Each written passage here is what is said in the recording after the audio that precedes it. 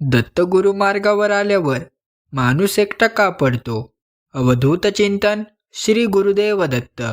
दत्तगुरूंच्या कृपेने तुमच्या सर्व मनोकामना पूर्ण व्हाव्यात अशी गुरुचरणी प्रार्थना करून आजच्या व्हिडिओला सुरुवात करूया. श्री गुरुदेव दत्त. भाग 1. प्रारंभाचा एकांत. दत्त मार्गावर पाऊल ठेवले की सुरुवातीला माणसाला एक अनामिक एकटेपणा जाणवू लागतो.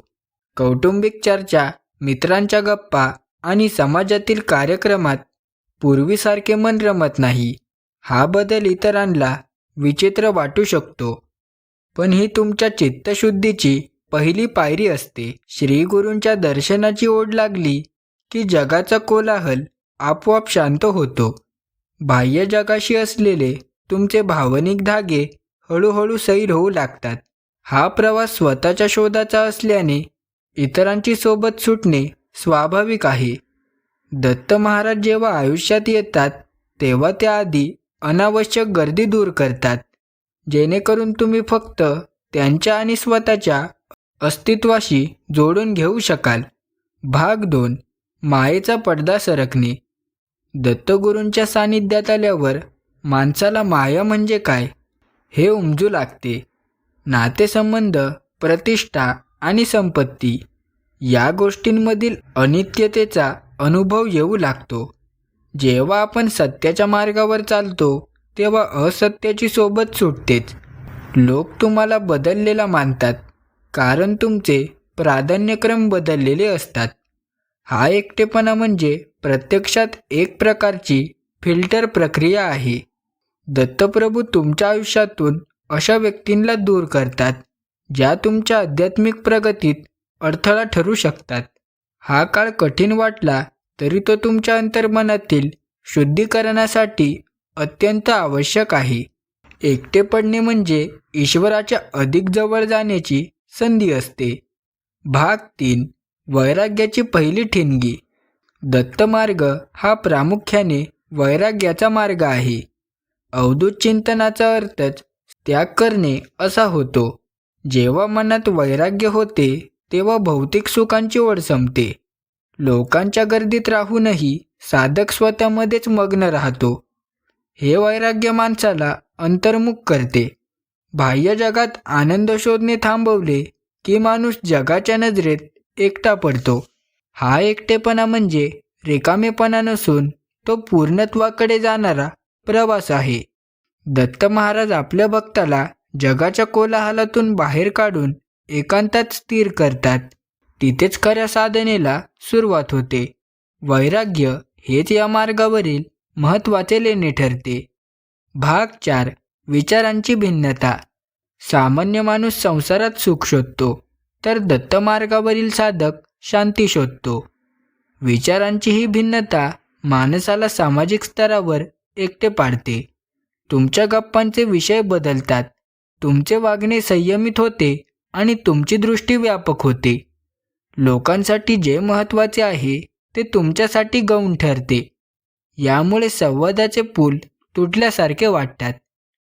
पण लक्षात ठेवा, गरुड नेहमी एकटाच उडतो. कावळ्यांचे थवे असतात. दत्तगुरू तुम्हाला गरुडासारखी उंची देऊ इच्छितात.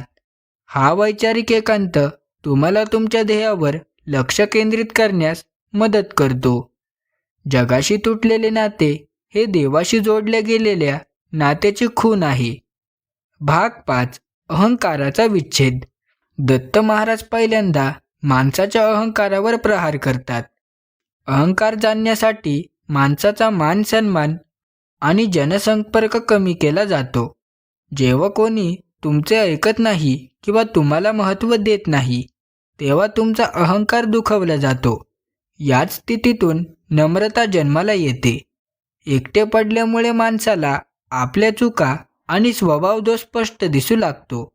तो इतरांना दोष देणे थांबून स्वतःमध्ये सुधारणा करू लागतो.